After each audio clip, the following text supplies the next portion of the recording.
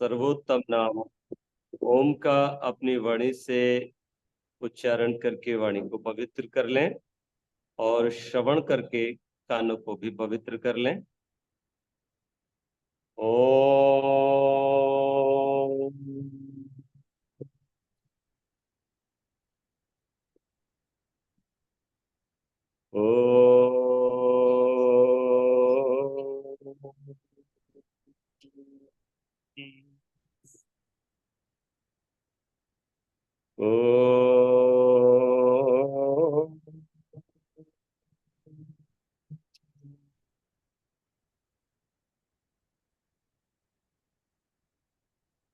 ओम इंद्रं वर्धन्तु वप्तुरः कृण्वन्तो विश्वमार्यम् अपघ्नन्तो वरौघ्न। ओम शांति शांति शांति। मेरे बहुत ही आदर और सत्कार के योग्य आप सभी पवित्र आत्माओं को मेरा बहुत बहुत वंदन।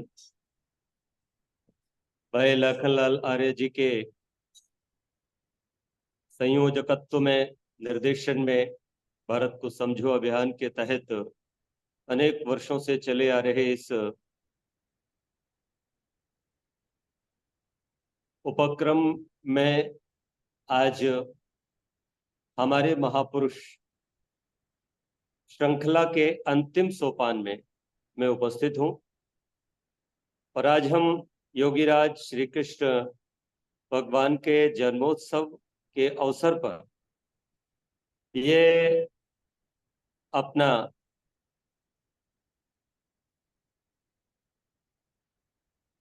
कार्यक्रम प्रस्तुत कर रहे हैं। तो सबसे प्रथम मैं आप सभी को योगेश्वर श्री कृष्ण महाराज के 5251वें जन्मोत्सव की हार्दिक शुभकामनाएं और बधाई देती हूं।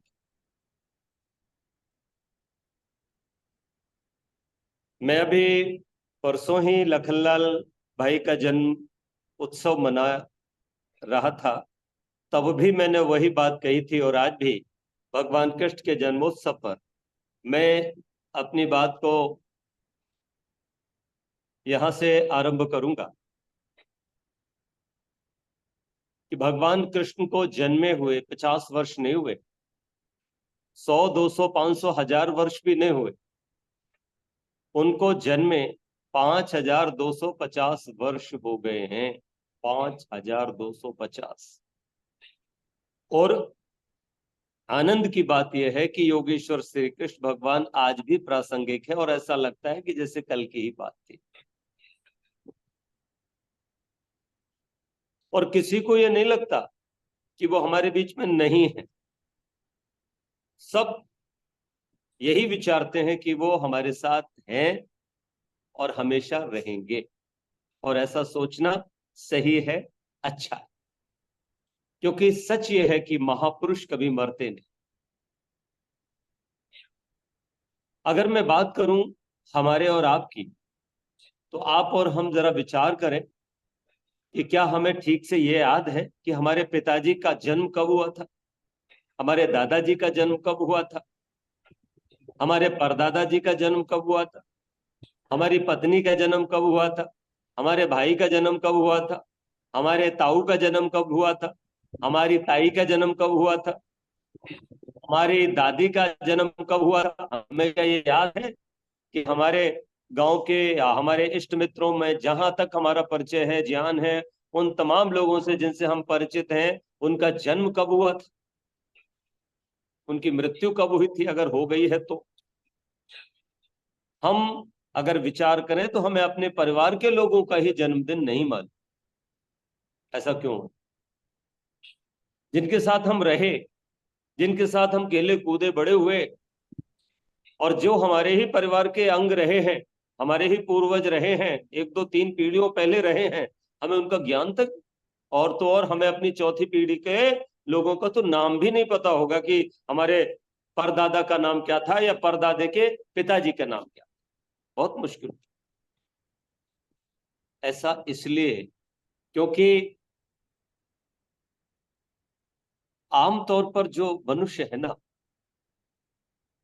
वो कुछ ऐसा जीवन भर नहीं करता, या यूं कहो कि जीवन में ऐसा कुछ विशेष नहीं कर पाता जिसके लिए वो याद किया जाए, जिसके लिए लोग उसको युगों युगों तक याद रखें, जिसकी चर्चा अपने घर में करें, जिसका चित्र अपने घर में लगे।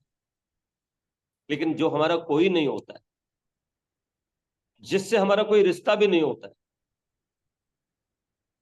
ऐसे व्यक्तित्वों को हम अपने घरों में स्थान देते हैं, उनके चित्र अपने घरों में हम लगाते हैं और उनके जय घोष करते हैं, उनकी वंदना करते हैं।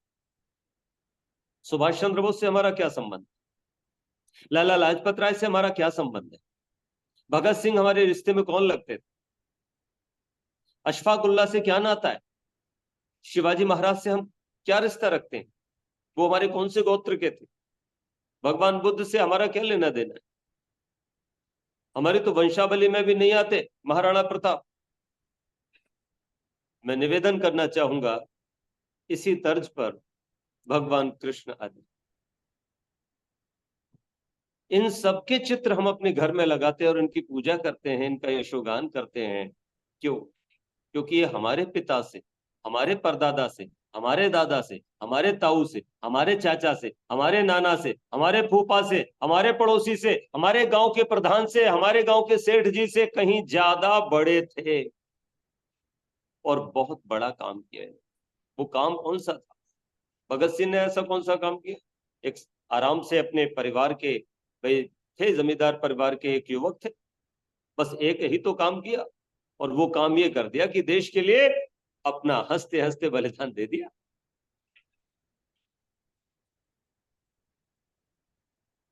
चंद्रशेखर आजाद ने, अशफाकुल्ला ने, रोशन, सुभाष, लाला लाजपत राय, इन सब लोगों ने क्या किया भाई? देश के लिए हंसते हुए अपने प्राणों को निछावर कर दिया। तो ध्यान रखना, जो राष्ट्र हित में अपना सर्वस्व होम कर देता है, हमारा कोई भी नहीं लगते हुए भी बहुत कुछ लगता है। क्योंकि नेहरू जी ने एक बहुत अच्छी बात कही थी, बाकी उन्होंने जीवन में कोई बहुत अच्छा काम नहीं किया, लेकिन बात बहुत अच्छी एक कह दी थी। और वो बात क्या थी? उन्होंने कहा, when India is live then who die, when India is live then who die, India is die when who live. मतलब उनका कहना था कि भारत अगर जीवित है तो फिर कौन मरा, अर्थात कोई नहीं, और भारत ही मर गया तो फिर कौन जीवित रहा, अर्थात कोई नहीं। ध्यान रखना, देश प्रथम, राष्ट्र प्रथम होता है। मेरा राष्ट्र सलामत रहे, और इसके लिए मैं अपने राष्ट्र के लिए अगर अपने प्राणों को आहूत कर देता हूं, अरे प्राणों को छोड़ो, अपने धन को भी आहूत कर देता हूं, तो भामाशाह को आज भी याद किया जाता है। महाराणा प्रताप को अगर याद किया जाएगा तो भामाशाह को भी याद किया जाएगा। भामाशाह ने कोई कुर्बानी नहीं दी, लेकिन अपना धन लुटा दिया। ध्यान रखना, धन की तीन ही गतियां होती हैं, दान, भोग और नाश। सत्कर्म में एक होता है सदुपयोग, होता है दुरुपयोग, होता है उपयोग। उपयोग वो होता है मैंने पैसा कमाया, खूब कमाया, लेकिन अपने लिए, अपने बच्चों के लिए। एक वो होता है पैसा कमाया लेकिन हमने उसको शराब में, जुए में, बीड़ी में, मदिरा में, वेश्यावृत्ति में लगा दिया। ये है दुरुपयोग। अपने बच्चों के लिए खिलाया पिलाया, मकान बनाया, दुकान चलाई, मोटरसाइकिल खरीदी, सोना चांदी खरीदा, ये सब अगर किया है तो धन का उपयोग किया है। और वही धन तुमने यज्ञशाला में लगा दिया, परोपकार में लगा दिया, राष्ट्र हित में समर्पित कर दिया, तो तुमने धन का सदुपयोग किया। ध्यान रख। तो जो व्यक्ति अपने साधनों का, चाहे वो शरीर रूपी साधन हो, चाहे तन रूपी साधन हो, या मन रूपी साधन हो, ज्ञान रूपी साधन हो, पद रूपी साधन हो, वाणी रूपी साधन हो, ज्ञान रूपी साधन हो, उसको परहित में, परोपकार में लगाता है।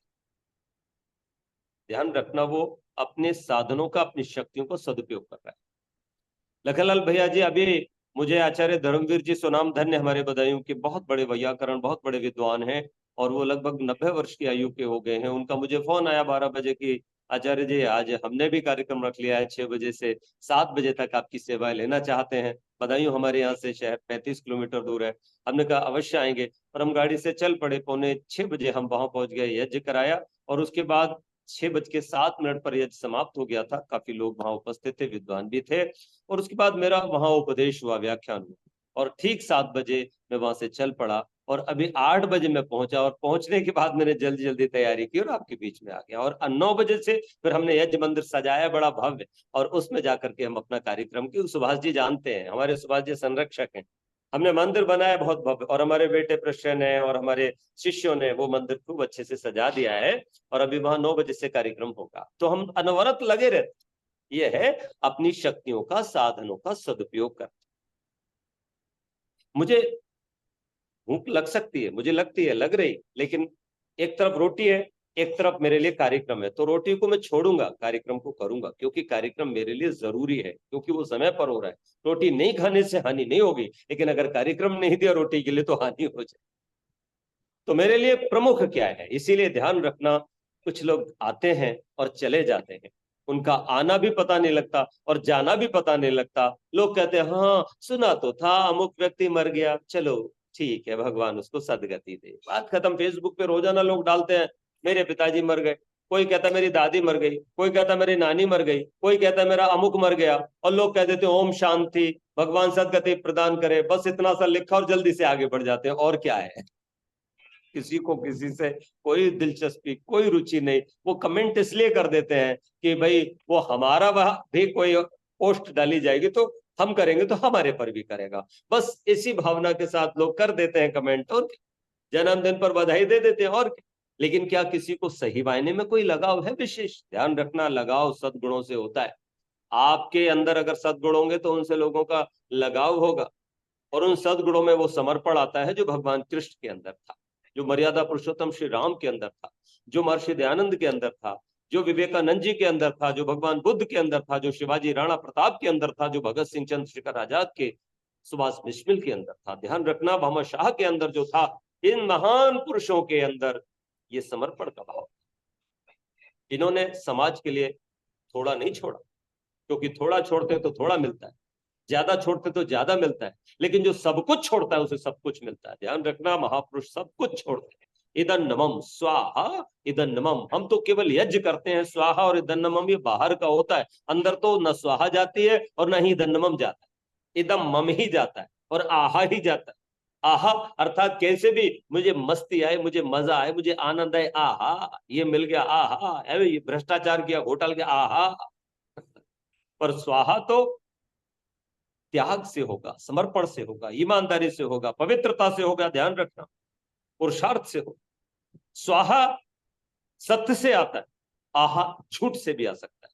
स्वाहा केवल ईमानदारी से आता है, समर्पण से आता है, विनम्रता से आता है, ये छल कपट से भी आ सकता है आहा। इसलिए आहा नहीं, स्वाहा जीवन में होना चाहिए। समर्पण से आता है स्वाहा। इदम नमम, ये बड़ी बात है। कहने को तो लोग कह देते हैं इदम नमम स्वाहा, इदन नमम, लेकिन इदन नमम होता कहीं नहीं। भगवान कृष्ण की विशेषताओं का अगर हम चिंतन करें तो मेरे भगवान कृष्ण की विशेषता है कि उन्होंने स्वाहा और इदन नमम दोनों को अपने जीवन में जिया। मैं निवेदन करूंगा, इदम नमम, मुझे बताओ, जब उन्होंने कंस का वध किया तो वो चाहते तो मथुरा के राजा बन सकते थे, लेकिन उन्होंने मथुरा का राज्य स्वीकार किया क्या? उन्होंने तुरंत कंस के ही पिता उग्रसेन जी को ससम्मान गद्दी पर बिठाया और उनका राज्याभिषेक किया। मैं निवेदन करना चाहता हूं, उनका राज्याभिषेक किया और उनको राजा बना। मुझे राज्य नहीं चाहिए, और उनकी राज्य के अंग बन करके सहायता करते रहे, एक सिपाही बन करके राज्य के लिए लड़ते रहे। मथुरा उन्हीं की है, वो उनके नाना है। मैं निवेदन करना चाहता हूं, जरासंध से लंबे काल तक युद्ध चला, और जब विचार किया कि इससे लड़कर के जीत नहीं सकते तो उन्होंने पलायन भी, रण छोड़ भी कहलाए। ये भी एक नीति है। भगवान कृष्ण ने पहली बार ये नीति हमको दी कि वीरता इस बात में नहीं है कि तुम शहीद हो जाओ, कि हमारे दादा बहुत बड़े वीर थे, जी जी वीर थे। फिर क्या हुआ कि एक बार वो बंदूक लेकर के गए खेत पर, जंगल में। फिर क्या हुआ कि वो शेर आ गया सामने से। बोले फिर क्या हुआ कि शेर ने दद्दू को देखा, दद्दू ने शेर को देखा। बोले फिर क्या हुआ? बोले दद्दू ने शेर को देखा, शेर ने दद्दू को देखा। बोले फिर क्या हुआ? और फिर क्या होता है? बंदूक चली नहीं, घिग्गी बन गई दद्दू की, शेर फाड़ के खा गया दद्दू को। तो बताओ इसमें क्या वीरता थी? कहने का अभिप्राय ये कि कुछ लोग कहते हैं कि टकरा जाओ, मर जाओ, ये सब चीजें ठीक नहीं है। उन्होंने सिखाया कि नीति से काम लो, और नीति ये कहती है कि अगर शत्रु बहुत बलवान है और वो परास्त नहीं हो सकता है तो फिर तुम पलायन कर जाओ, फिर से शक्ति संचरित करो और युक्ति से, नीति से उसका वध। भगवान कृष्ण ने ये नीति सिखाई। भगवान राम ने भी हमें बहुत कुछ सिखाया। बाली से उनका कोई सीधी फाइट नहीं थी, लेकिन वो चूंकि अत्याचारी है, वो दुराचारी है, वो व्यभिचारी है, अपने भाई की ही पत्नी को उसने अपने अधीन कर लिया है। तो ऐसे दुष्ट को, ऐसे व्यभिचारी को दंड देना एक क्षत्रिय का कर्तव्य है। वो हमारा कौन लगता है इससे मतलब नहीं, वो हमारे राज्य में भी है इससे मतलब नहीं। पापी चाहे पाकिस्तान में हो, पापी चाहे रशिया में हो, पापी दुष्ट चाहे ऑस्ट्रेलिया में हो, पापी दुष्ट चाहे हिंदुस्तान में हो, अगर क्षत्रिय है तो उसको अधिकार है कि वो वहां जाकर के भी उसको वध करे, उसको मारे। क्योंकि पापी तो धरती माता का शत्रु है ना।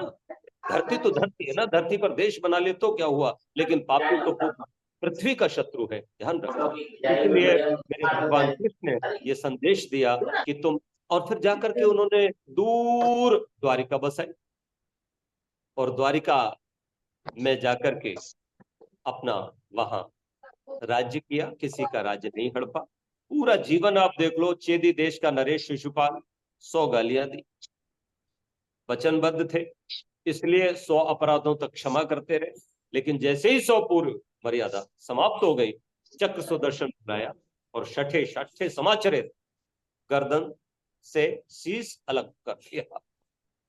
और चाहते तो चेदी देश के वो खुद राजा हो सकते थे, लेकिन तुरंत उनका अंतिम संस्कार करने के पश्चात शिशुपाल ने ही बेटे को चेदी देश का राजा घोषित किया। जरासंध को मरवाया, लेकिन जरासंध का राज्य भी नहीं लिया।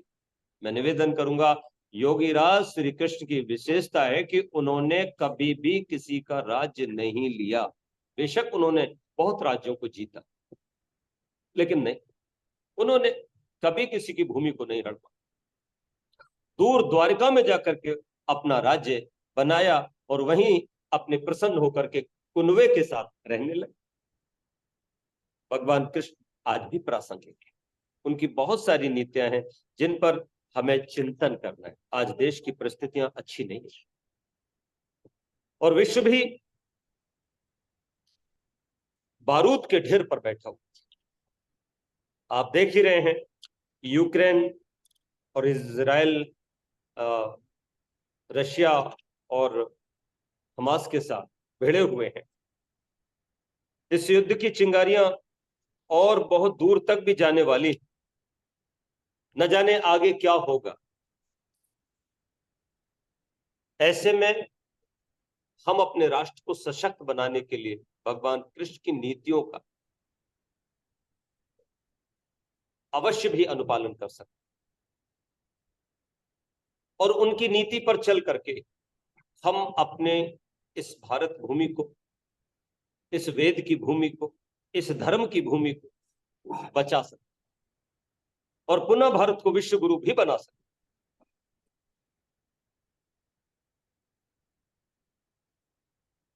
भगवान कृष्ण का जन्म विपरीत परिस्थितियों में हुआ।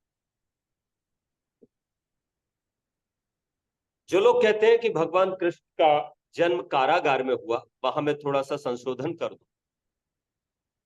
हथकड़ियां और बेड़ियां देवकी और वसुदेव जी के हाथ पांव में नहीं बंधी थी, क्योंकि उनका कोई अपराध नहीं था।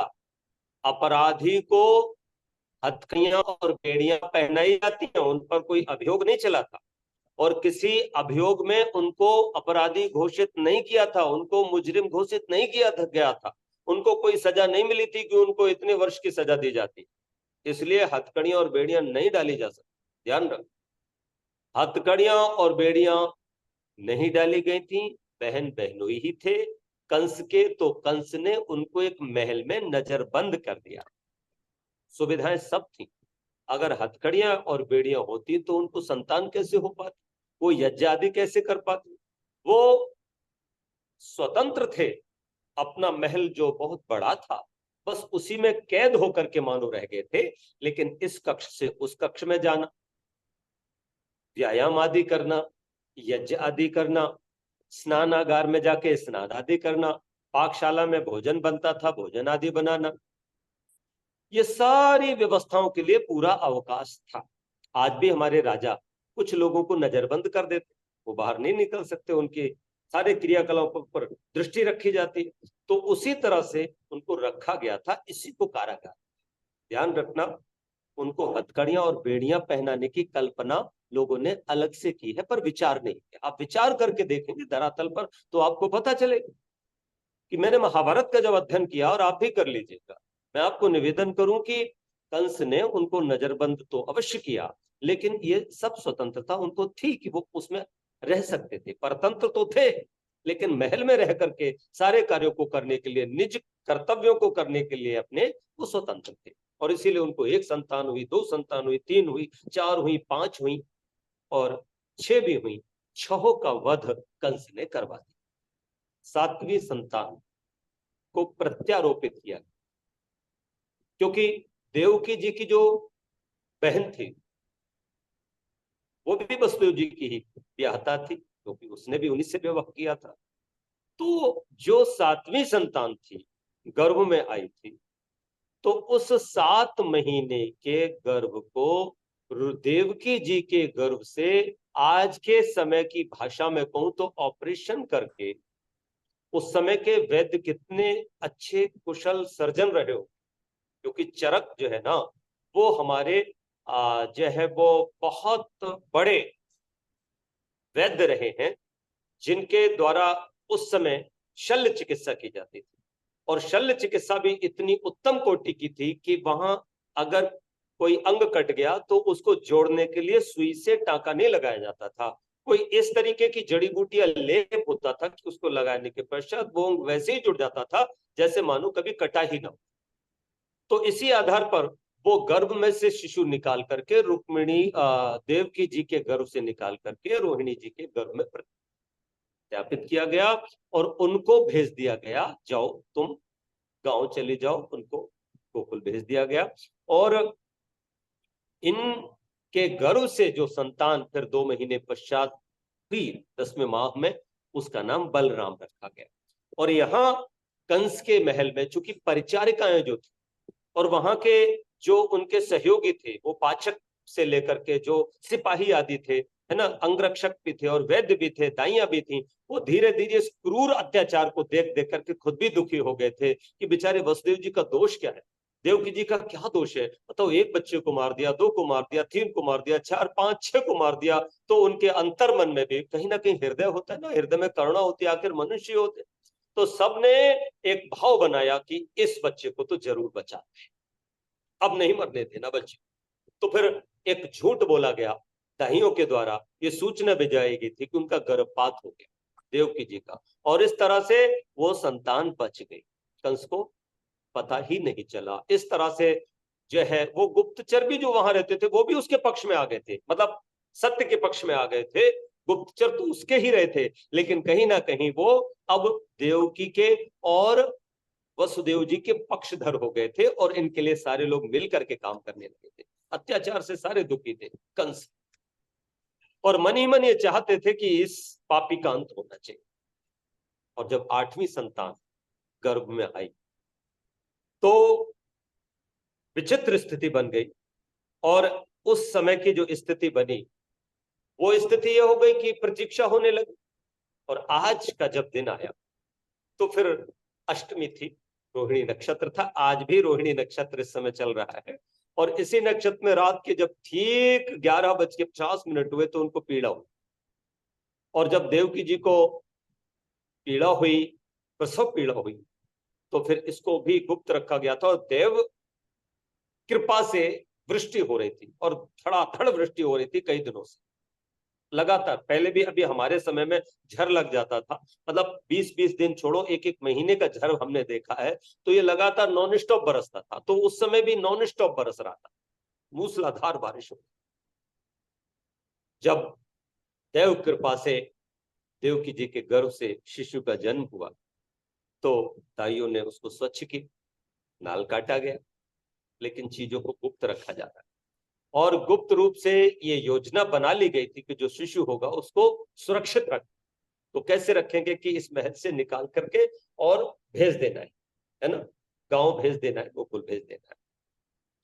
मैं निवेदन करूं, ये पूरी योजना बन गई और योजना के तहत वसुदेव जी ने उस बालक को उठाया, देवकी जी ने लाड़ किया अपने अन्य से बालक को, पर वो मन में बड़ा संतोष था कि ये संभवतः मेरा बालक बच जाएगा, क्योंकि बाकी बालकों का तो वध हो चुका था, अब ये बालक मेरा बच जाएगा, बड़ा संतोष मन में लेकर के।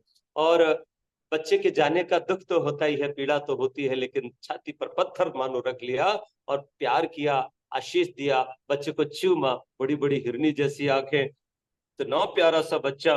तो ये सब देख करके उनको बड़ा अच्छा लग रहा था। और इस तरह से जब बालक को लेकर के वसुदेव जी चले, उनके साथ कुछ दूर तक एक दो उनके सहयोग में कुछ उस समय के जो लोग थे वो भी चले, और इस तरह से उन्होंने अकेले फिर सबको मना किया कि सब लोग वापस चले जाओ महल में, और मैं प्रातः वेला तक ये सूचना किसी को पता नहीं चलनी चाहिए, हम शीघ्र ही लौट करके आएंगे, रात्रि में ही लौट करके प्रातः तक आ जाएंगे। क्योंकि वसुदेव जी के बारे में मैंने बताया ही था, तो वसुदेव जी बहुत बलवान व्यक्ति थे, बहुत लंबे चौड़े, लगभग 7.5 फीट लंबे, और ऐसा सुना जाता है कि बहुत बलवान थे।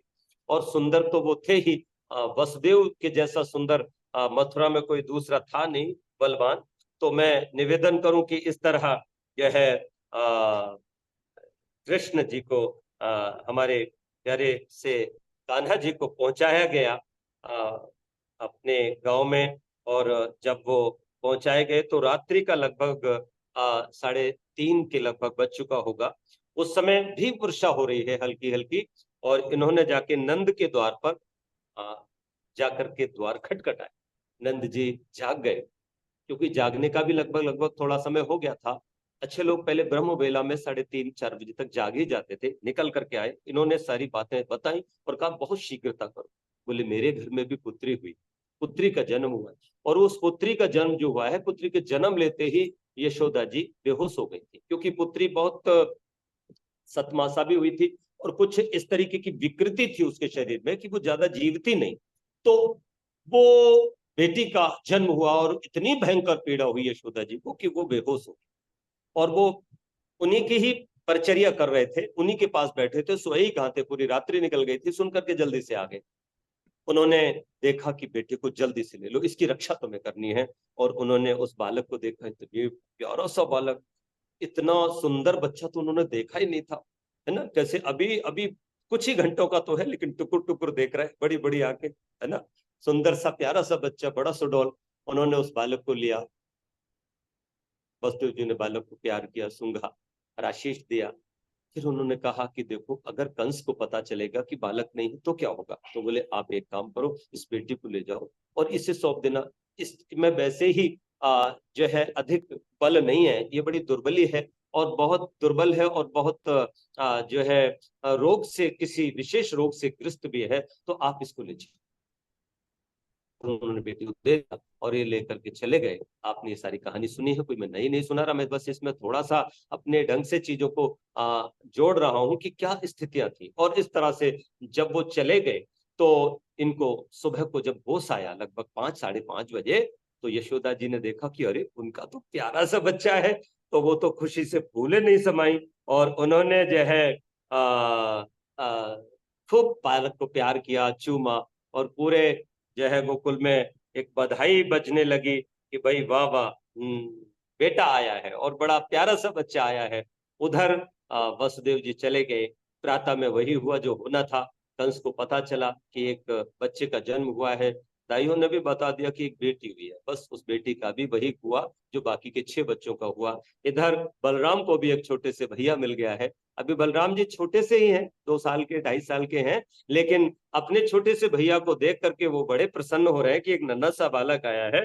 और इस तरह से वो बधाई बांटने लगे हैं और गीत गाने लगे हैं। नंद के आनंद भयो, जय कन्हैया लाल की, हाथी घोड़ा पाल की, जय कन्हैया लाल की, जय कन्हैया लाल की। इस तरह से बधाइयां बांची जा रही हैं और गीत गाए जा रहे हैं, मंगल गान गाए जा रहे हैं। कुछ ग्वालने आ गई हैं, गोपियां आ गई हैं और वो बाजा बजा रही हैं, ढोलक बज रही है, गीत गाए जा रहे हैं और इस तरह से उत्सव मनाया जा रहा है। मैं निवेदन करूं कि बड़ा उल्लास है, पूरे गांव में उल्लास है। और मैंने कुछ पंक्तियां जोड़ दी और वो ये जोड़ दी कि लल्ला आयो बधाई बधाई, कान्हा आयो बधाई बधाई, लल्ला आयो बधाई बधाई। माँ यशोदा के घर लाल आए, माँ यशोदा के घर लाल आए, सब और खुशियां हैं छाए। अल्लाह आयो बधाई बधाई, कान्हा आयो बधाई बधाई। देव की माँ के आंचल से आए, पर यशोदा ने लालन खिलाए। पुत्र को तज के भी प्यारे वसुदेव जी, पुत्र को तज के भी प्यारे वसुदेव जी, खुश हैं भाई। अल्लाह आयो बधाई बधाई, कान्हा आयो बधाई बधाई। और इस तरह सब बधाई दे रहे हैं। आनंद जी भी बड़े प्रसन्न हो रहे हैं। तुझे सूरज कहूं या चंदा, तुझे दीप कहूं या तारा, मेरा नाम करेगा रोशन, जग में मेरा राज दुला। और इस तरह धीरे धीरे कान्हा जो है ना वो पूरे गोकुल के लाडले हो गए। हर गोपी इतना प्यारा बच्चा गोद में लेना चाहे, खिलाना चाहे। और इनकी बाल लीलाओं का बहुत अच्छा चित्रण बहुत सारे कवियों ने किया। बच्चे होते ही ऐसे हैं। बच्चा बचपन में जितना नटखट, जितना चंचल होता है, बड़े होकर के उतना ही ज्यादा वो विद्वान भी बनता है, ध्यान रखना। तो कभी ये मत सोचना कि बच्चा बड़ा नटखट है, बड़ा शरारती है, तो वो आगे जाके पता नहीं क्या होगा, ऐसा कुछ नहीं है। बच्चा जितना चंचल होता है, आगे जाके उतना ही उसकी संभावना रहती है, मस्तिष्क का उतना ही विकास उसके हो सकता है। इसलिए उसको बुद्धू सा मत रहने दो, उसको चंचल रहने दो। 5 वर्ष तक तो उस पर कोई दंड और प्रतिषेध नहीं होना चाहिए। 5 वर्ष तक के बच्चे को कभी भी पीटना नहीं चाहिए, डांटना नहीं चाहिए, उसके सामने कुपित नहीं होना चाहिए और माता पिता को उसके सामने लड़ना झगड़ना भी नहीं चाहिए और अपने से दूर भी नहीं करना चाहिए। पूरा स्नेह देना चाहिए माता को। और माता अपने व्यवहार से, अपने आचरण से उसको शिक्षाएं दे, उसको संभाले। और 5 वर्ष के बाद पिता के अधीन रहे, 8 वर्ष तक। 3 वर्ष तक पिता को चाहिए तो अपने पुत्र को थोड़ी थोड़ी ताड़ना भी देना शुरू करे। लाड़ना के साथ साथ ताड़ना भी जरूरी है, क्योंकि ताड़ना अगर नहीं होगी तो फिर निर्माण नहीं होगा, घड़ा कच्चा रह जाएगा। जैसे कुंभकार होता है ना, वो घड़े को जब बनाता है ना, तो घड़े को बना करके वो जब गीला गीला सा होता है घड़ा, थोड़ा सा हल्की हवा लगती है, तब उसमें अंदर से हाथ डालता है और काट की हथौड़ी लेकर के ठोकता है। तो अभी गीला गीला थोड़ा थोड़ा घड़ा है 5 साल का। अब पिता की गोद में आएगा तो पिता को कुम्हार बनना जाना चाहिए और धीरे धीरे उसे ठोकना भी चाहिए गलती पर, है ना। मैया को भी और पिता को भी, माता पिता दोनों निर्माण करने की मशीनें हैं। पहली मशीन माता, दूसरी पिता। मातृमान पितृमान आचार्यवान पुरुषो वेदा, ये 3 मशीनें होती हैं बच्चे को बनाने वाली, तो माता बना रही है ना। और माँ कोई नहीं चाहती कि उसका बच्चा झूठ बोले, पिता भी नहीं चाहता उसका बच्चा झूठा हो। ये तो यशोदा और नंद है, अपने आप में गोप है, 1 लाख गौओं के स्वामी है, छोटे मोटे राजा ही है। मैं निवेदन करूं, किसी चीज का अभाव नहीं है, लेकिन ये तो फिर नटखट है। और नटखट है तो किसी का भी जाकर के मटकी तोड़ देते हैं, किसी का माखन ले आते हैं। तो ये केवल 5 साल 8 साल तक की उम्र में हुआ है, ध्यान रखना। और इतनी आयु के भी जो कृष्ण है ना, वो अद्भुत है। ऐसा बिल्कुल नहीं है कि वो इतने बड़े शिशु हैं कि वो अज्ञानी है, एकदम से आमतौर पर के बालकों की तरह है। नहीं नहीं, वो भी बहुत सारी चीजों को समझने लगे हैं। 5 साल की ही अवस्था में उनको बहुत ज्ञान आ गया। आपने देखा होगा टैलेंट हमारे बच्चों का, आजकल जो टीवी पर आता है शो, तो छोटे छोटे बच्चे 5-5 साल के, 4-4 साल के बच्चे कितना सुंदर गा रहे हैं, उनके अंदर कितनी टैलेंट है, पूरा पूरा संगीत याद कर लेते हैं, पूरे पूरे राग याद कर लेते हैं, ताने याद कर लेते हैं, क्या गजब। तो उनकी प्रस्तुतिकरण आप देखिए, कोई कोई बच्चे को तो 5 साल के हुए, 6 साल के पूरा पूरा यजुर्वेद कंठस्थ हो जाता है। तो ऐसा नहीं, अपने योगीराज कृष्ण बड़े भारी जो है ना पूर्व जन्मों के पवित्र आत्मा है। तो अब वो ऐसे नहीं है कि वो जो भी कर रहे हैं वो यूं ही कर रहे हैं। बच्चा है तो बच्चे जैसे काम करेगा, तो बहुत अच्छे से काम कर लेते हैं। सूरदास जी ने एक बढ़िया सा गीत वहां पर बनाया, कविता बना दी, और उनकी कविता के लिए खूब गाया जाता है, मैं नहीं माखन खायो। अब मैं इसको गाऊंगा नहीं क्योंकि समय नहीं है, मैं निवेदन ये करूंगा कि मैं नहीं माखन खायो में कबीरदास जी ने और सूरदास जी ने क्या क्या दलीलें दी हैं, मतलब कैसे कैसी चीजों को जोड़ा है। भोर भयो गयुअन के पीछे तैने मधुमन मोहे पठायो, है ना, 4 पहर बंसी बटवायो, सांझ परे में घर आयो, मैं कब माखन खायो। नहीं नहीं, तूने माखन खाया। लोग जो है आते हैं, गोपियां आती हैं, तेरे को कहती हैं कि तूने आज उसका किया, आज उसका किया। अब चूंकि हुआ ये था, ये बात तो उन्होंने बाद में बताई। मैं माखन ये जो लेके जाते हैं ना मटकी मथुरा, वो इसलिए कई बार फोड़ देते थे, वो नहीं चाहते थे कि माखन गांव का जो है वो कंस के यहाँ जाए, हम ही सारे लोग खाएं, और बलवान ने ये चाहते थे। ये भी उसके पीछे भावना है, लेकिन चलो बच्चे ही है, उसकी फिर चीजों को जोड़ते हैं कि भैया ये छीका तूने जो है ना इस पर माखन रखती है ना, मैं बालक बहियन को छोटू छीको कहे बित पायो, है ना। फिर कहते ये जो मुंह पे लगा हुआ है, ये जल्दी से फिर बात बनाते हैं, भैया ये ग्वाल बाल सब बैर पर है, बरबस मुख लपटायो, मैं नहीं माखन खायो। लेकिन मानती नहीं, मानती नहीं। तो एक चुभती हुई बात है, पता तो लग गया है थोड़ा सा उनको कि मैं देवकी का जाया हूं, यहाँ तो मुझे लाया गया है, मैं इनकी कोख से नहीं जन्मा हूं।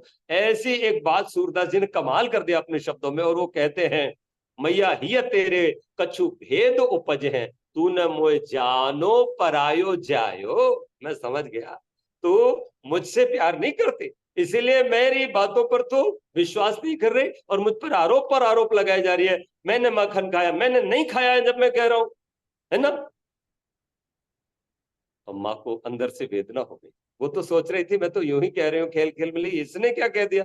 माँ के अंदर तड़प पैदा हो गई, उन्होंने जल्दी से कान्हा को उठाया, गले लगाया, प्यार किया, और फिर आंसू आ गए उनकी आंखों, और आंसू आने के बाद अपने आंसू पोछे, और आंसू गिर रहे हैं, लेकिन वो कहने लगी, लल्ला मोरे सुन कान्हा मोरे, मैं तै नहीं माखन खाए, तूने माखन नहीं खाया, कहने लगती।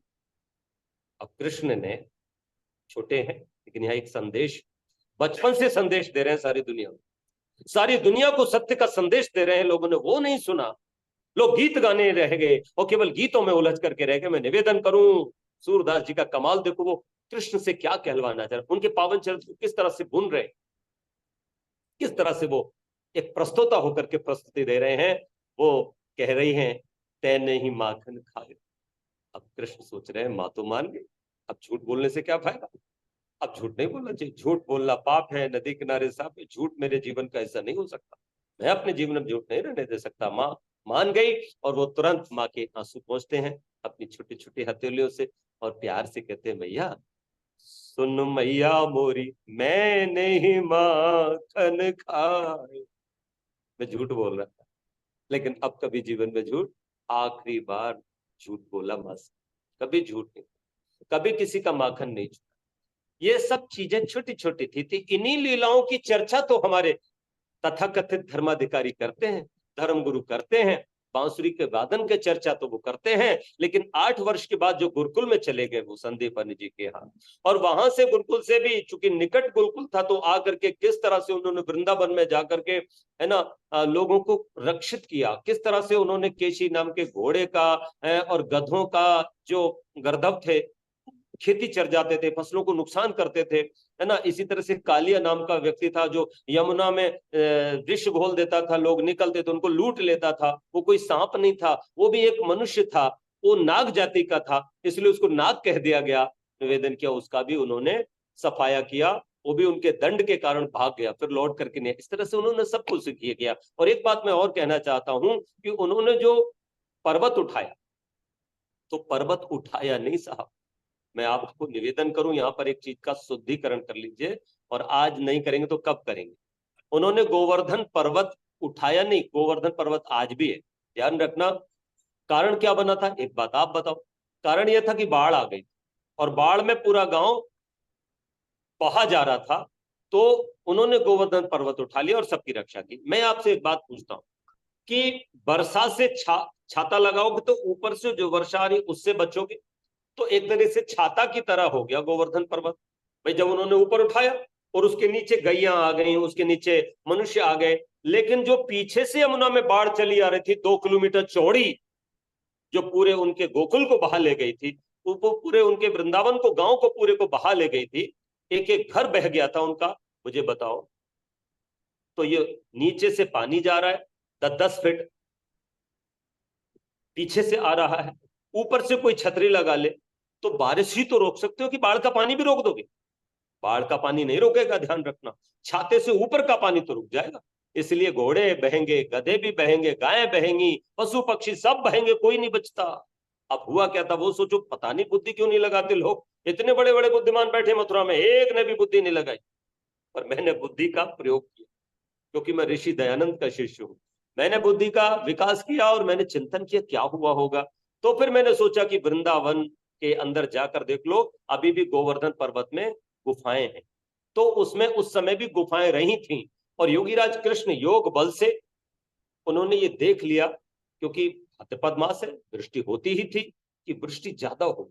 उन्होंने कोई अनुमान इस प्रकार का लगाया अपने योग बल से कि बड़ी भारी बाढ़ आने वाली है, और ये हमारा जो गांव है वो यमुना के किनारे है, तो ये पूरा बह जाए।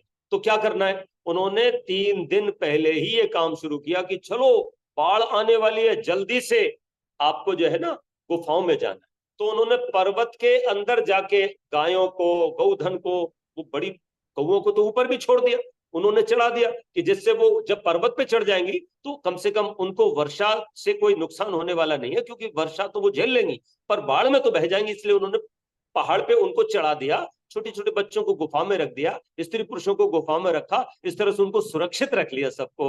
और फिर बाढ़ आई, उन्हीं की आंखों के सामने सारे झोपड़े बह गए, सारे उनके घर जो कच्चे पक्के बने वो सारे बह गए। और जब बाढ़ उतर गई, 7 दिन लगे, तब कृष्ण जी बाहर आए, सबको लेकर के आए, और सब ने फिर से जो है अपने घर बनाए, और लोग आराम से अपने जल्दी जल्दी झोपड़ी बनाकर रहने लगे। सब लोग फिर नृत्य करने लगे कि कान्हा, अगर तुम नहीं होते तो हम तो बर्बाद ही हो जाते, अगर तुमने पहले से ही बताया ना होता कि बाढ़ आने वाली है, सब कुछ खत्म हो जाने वाला है, और तुमने हमें सुरक्षित नहीं किया होता, तो हम सब मर जाते, हमारा गौधन मर जाता, सब कुछ खत्म हो जाता। तुम देवता हो, तुम इंसान नहीं हो, तुम भगवान। ध्यान रखना, जो किसी की जान बचाता है वो भगवान। आज भी डॉक्टर हमारे भगवान हो, हम उनको कई बार भगवान की संज्ञा देते हैं। तो इस तरह से योगीराज श्री कृष्ण ने गोवर्धन पर्वत उठायो रे, मैंने देख लियो रे, मैंने देख ली। जब मैं कृष्ण कथा सुनाता हूं तो ये सारी चीजें मैं वहां पर बोलता हूं, लेकिन समय कम, इसलिए मैं आपको निवेदन करूं कि उन्होंने पर्वत नहीं उठाया।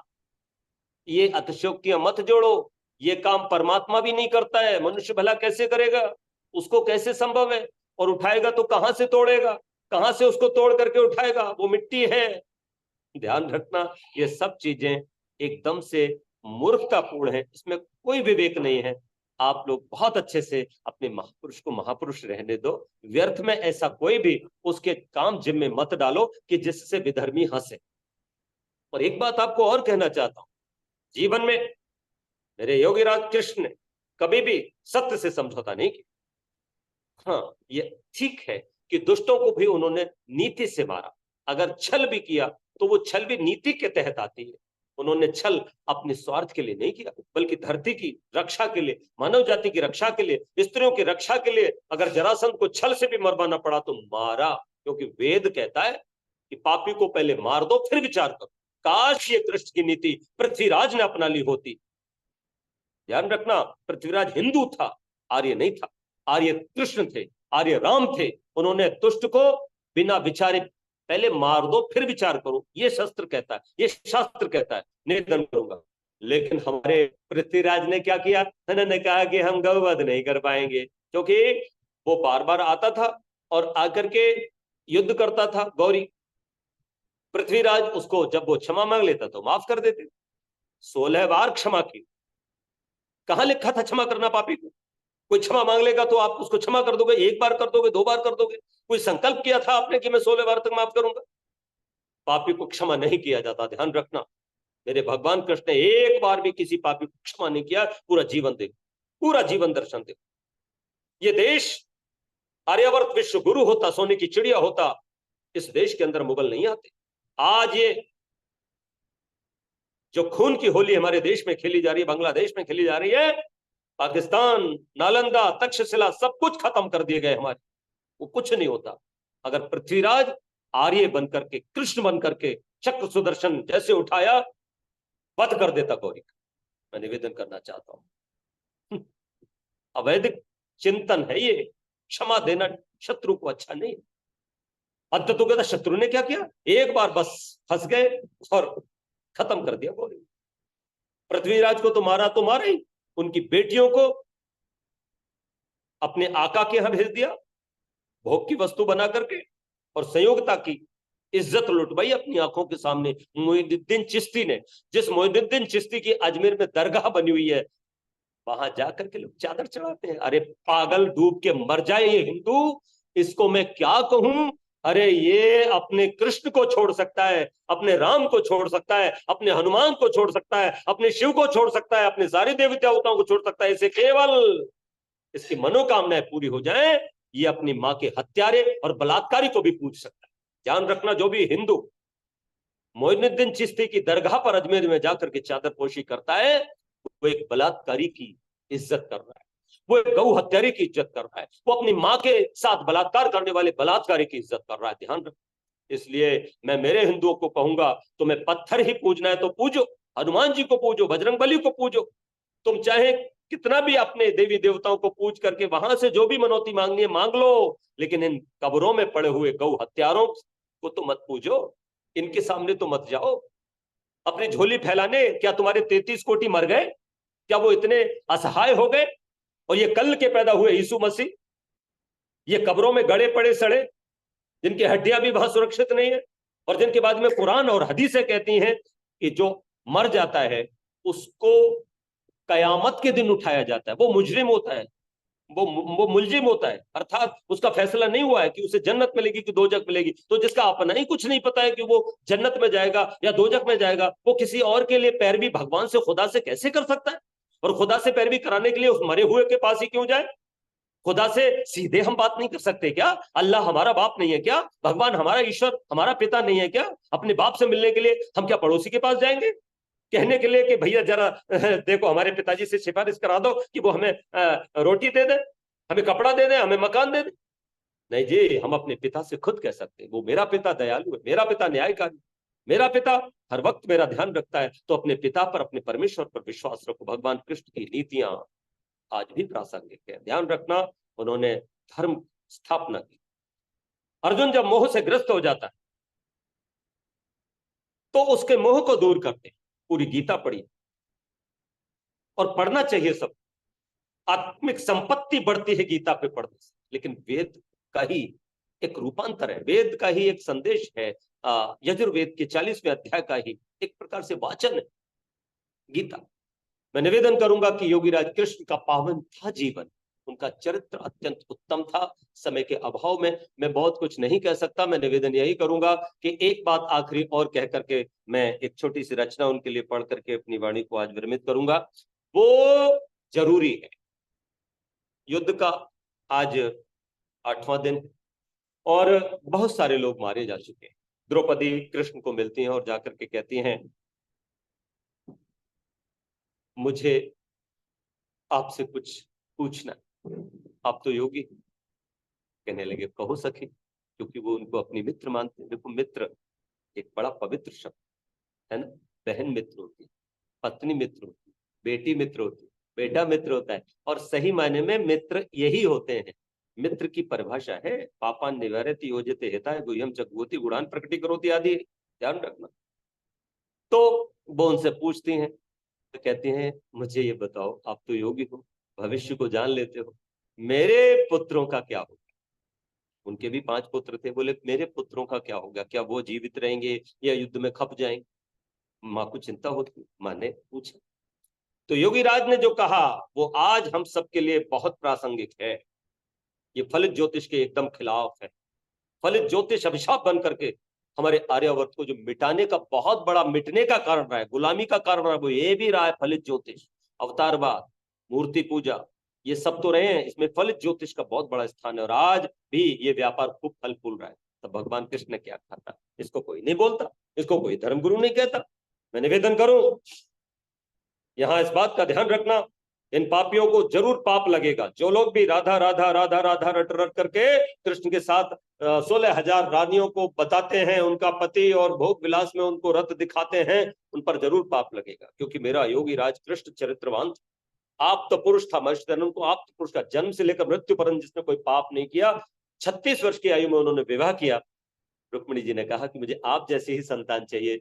तो मनचाही संतान पाने के लिए एक शर्त रखी गई थी कि 48 वर्ष के पश्चात कलरिंग सिस्टम जो होता है बॉडी के अंदर वो मेंटेन होता है, सेल्स डेवलप होते हैं, तब जाकर के मनचाही संतान ऐसी ही हमारे जैसी प्राप्त हो सकती है। 12 वर्ष तक ब्रह्मचर्य का पालन और करना पड़ेगा, उन्होंने किया। और उसके पश्चात 48 वर्ष के जब हो गए तो विधिवत गर्भाधान संस्कार करके, यज्ञ करके, तब जाकर के एक पुत्र प्राप्त किया। और वो पुत्र जब 20 वर्ष का हो गया था, उसका नाम प्रद्युम्न था, खुद ही रखा, किसी पंडित ने नहीं रखा। नाम धरने की परंपरा पिता की होती थी। ये चूचे चोला लीलू लेलो आ यू, ये जो 12 राशियां बना, ये सब उस समय नहीं थी। ये बीमारी अभी 1000-1500 साल की है, ध्यान रखना। ये सब पागलपन है, किसी और दिन मैं निवेदन करूंगा। तो मैं निवेदन कर रहा हूं कि पिता ने खुद अपने पुत्र का नाम प्रद्युम्न रखा, और प्रद्युम्न इतना हूबहू कलर्ड कॉपी था कि रुक्मिणी भी पहचान नहीं पाती मेरा पति कौन है और इसमें मेरा बेटा कौन है। मतलब पिता लगभग 70-72 साल का है और बेटा अभी 20 साल का है, लेकिन दोनों के फिजिकल बनावट में, रूप में, रंग में, बालों में कोई अंतर नहीं था, दोनों एक जैसे थे। ये हो सकता है, ध्यान रखना, ये ब्रह्मचर्य से, योग बल से, योग साधना से, आयुर्वेद के साथ चलने से संभव है, औषधि का पथ्य अपत्य का विचार करके। तो मैं आखिरी बात कह रहा था कि रुक्मिणी जी ने, द्रौपदी जी ने कहा कि मेरे पुत्रों का क्या होगा, तब उन्होंने कहा तुम अनागत को क्यों जानना चाहती? अनागत मानी भविष्य, तुम भविष्य को क्यों जानना चाहती? बोले मन में शंका। बोले शंका मत रखो, शंका मत रखो, क्योंकि अनागत का दुख वर्तमान के सुख को खा जाता है, और अनागत का सुख वर्तमान के दुख को दूर नहीं कर पाता। मतलब ये कि कोई तुमसे कह दे कि तुम्हारा 1 वर्ष बाद जो है ना वो मृत्यु हो जाएगी, तो मैं निवेदन करूंगा तुम तो अभी से ही मरने लग जाओगे, वो एक एक दिन गिनोगे, है ना। इसलिए मत पूछो, भविष्य मत पूछो क्या होगा, ध्यान रखो। और दूसरी बात, अगर कोई तुमसे कह दे तुम 1 साल बाद ना तुम्हारी लॉटरी लग जाए, अभी रोटी खाने को नहीं, तो क्या दुख दूर हुआ? इसलिए भविष्य नहीं दिखाना। भगवान कृष्ण ने यह भी संदेश हमको दिया कि जो लोग भविष्य वक्ता हैं वो कृपा करके अपने इस वक्तृत्व को शांत करें, कभी भी किसी का भविष्य ना बताएं, क्योंकि भविष्य बताने से लोग भ्रम में पड़ते हैं और एक काला कारोबार ज्योतिष के नाम पे चलने लगता है। ज्योतिष को केवल गणित तक सीमित रहने दो, वैज्ञानिकों तक, खगोल विदों तक सीमित रहने दो, और अगर इनका उपयोग करना है तो तिथियों के लिए करो, और अपने सुविधा के लिए ये जो हम बनाते हैं तिथियां, वार, कब किस मास में कौन सा मास आएगा कब, उसके लिए बस रहने दो। ज्योतिष इसीलिए होता है, ज्योतिष फलित के लिए नहीं होता है। कुंडलियां तुमने बना ली, और कुंडलियां बना करके रुक्मिणी जी ने या कृष्ण जी ने किसी कुंडली को देख करके विवाह किया था? गुण कर्म स्वभाव मिला करके विवाह किया था। तो भगवान कृष्ण का संदेश है कि गुण कर्म स्वभाव मिला करके विवाह करो, ये कुंडलियां वुंडलियां मिलाना बंद करो। ध्यान रखना, ये मांगलिक का और अमंगलिक का विचार बहुत घातक है, इससे बेमेल जोड़े बन रहे हैं, बड़ी समाज की हानि हो रही है। बहुत कुछ कहना था, लेकिन आज बस इतना ही कहकर के वाणी को विरमित करूंगा कि योगी राज श्री कृष्ण का जीवन पावन था, उस पावन चरित्र को हम लोग जिए। 9:11 हो गए, कुछ आज बहुत ज्यादा समय हो गया। मैं आप सबके लिए बहुत बहुत धन्यवाद देता हूं, और इन्हीं पंक्तियों के साथ कि कृष्ण का नाम प्यारा, दुलारा बड़ा, कृष्ण की जय हो जय हो, कहा कीजिए तेज से ओज से है भरा नाम ये तेज अपने भी अंदर भरा कीजिए। बोलिए श्री कृष्ण महाराज की जय, जय रुक्मिणी माता की जय। जय। बहुत बहुत सभी का धन्यवाद। आपको ये पर्व बहुत बहुत पुनः मंगलमय हो। धन्यवाद। बहुत बहुत आभार श्रद्धेय आचार्य संजीव सूद जी। और लगातार आप सब लोगों ने हमारे महापुरुष विषय को लेकर के सुना उनको, और आगे भी बहुत जल्दी आप सबसे उनकी मुलाकात होगी, और 1 तारीख के बाद पुनः हमारे बीच में वो रहेंगे। कल दिल्ली के हमारे आचार्य ओम प्रकाश गोयल जी रहेंगे आपके बीच में। 28, 29, 30 को डॉक्टर अनुपमा जी पठानकोट, और रविवार को 1 तारीख को आपके बीच में डॉक्टर अलका जी जो हमारी दिल्ली से हैं, उनको आप लोग सुनेंगे। उसके बाद पुनः प्रयास किया जाएगा कि आचार्य संजीव सूद जी आपके बीच में रहें। और भगवान श्री कृष्ण मैं नहीं खाऊंगा बेटा, ये योग, पनीर खाना थोड़ा सा। मैंने आचार्य जी आज सुना था कि उन्होंने अपने जीवन में कभी भी रण नहीं छोड़ा, अर्थात वो रण छोड़ नहीं थे। तो ये कहा जाता है कि उन्होंने रण छोड़ करके भाग जाते थे तो रण छोड़ की उपाधि उनको दे दी गई थी।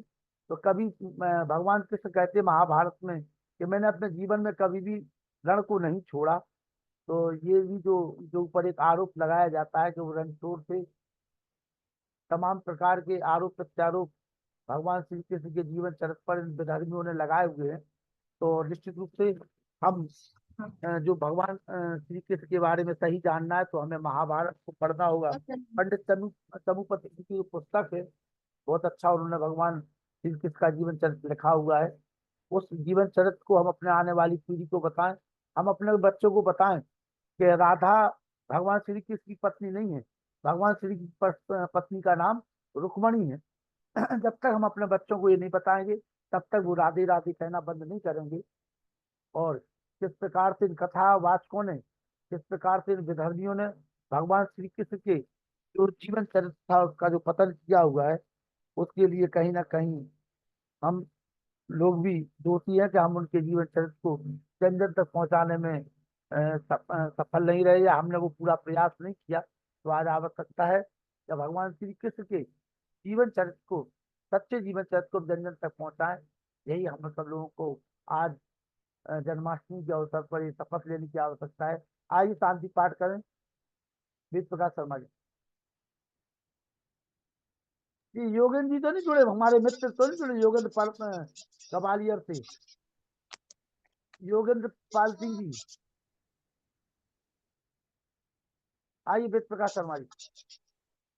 ओम देव शांति अंतरिक्षम शांति पृथ्वी शांति शांति रौषध शांति वनस्पतया शांति विश्वे देव शांति ब्रह्म शांति सर्वं शांति शांतिरेव शांति श्यामा शांति रेवि।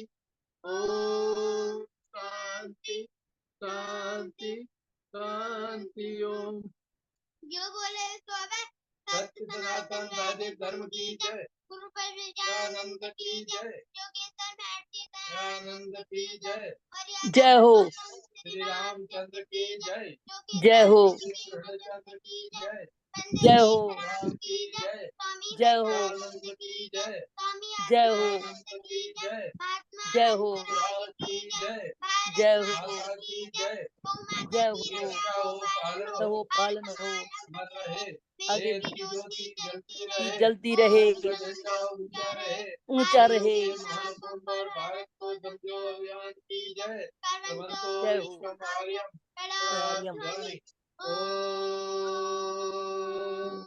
वैदिक अभिवादन भी को सादर नमस्ते जी। सर्वेभ्यो नमः। नमस्ते सभी को, भगवान श्री कृष्ण नमस्ते। जन्माष्टमी की हार्दिक शुभकामनाएं। माइक खोल सबको दीजिए। सादर नमस्ते जी। सबको सादर नमस्ते जी। अष्टमी की सभी नमस्ते विमलेश जी, नमस्ते। सभी को सादर नमस्ते। सभी के माइक खोल दिए गए हैं। सभी को नमस्ते। भैया आदरणीय संजीव सभी रूप जी को को आचार्य नमस्ते। जी नमस्ते, सभी को सादर नमस्ते। नमस्ते सभी आचार्य के जी, संतोष बहन जी। जन्माष्टमी सभी की को सादर बहुत बहुत नमस्ते। शुभकामनाएं। प्रहलाद जी सभी नमस्ते की वर्मा आपको। जी, नवीन जन्माष्टमी वर्मा जी, मंगलमय हो। ये नवीन वर्मा जी इसी लिंक से जुड़े रहिए आप लोग। और हमारे सुभाष जी, नवीन वर्मा जी, पूजा आर जी, इन लोगों से निवेदन है कि ये लोग लगातार जुड़े रहें। नवीन जी इसी लिंक से जुड़े रहिए, यही लिंक रहेगा